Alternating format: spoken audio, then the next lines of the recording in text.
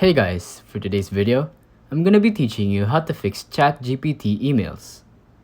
With this tutorial, you're gonna be able to make your very own ChatGPT account.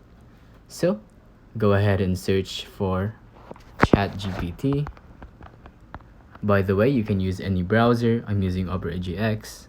You can use Google, Safari, or any other browser that you use. So just tap on this link right here. Tap on Try ChatGPT, and then you will be met with this screen right here. So tap on Sign Up, and then you will be appeared on this screen. So just add your email address. That's pretty much it. And make sure that, I think it has to be Gmail, but I'm not 100% sure because it says here Google, which means Gmail, or you can use your Microsoft account. And those are the only two options you can use.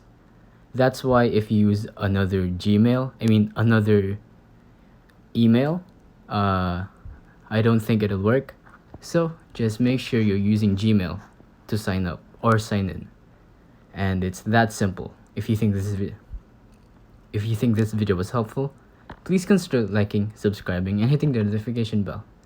If you have any questions, feel free to comment down below.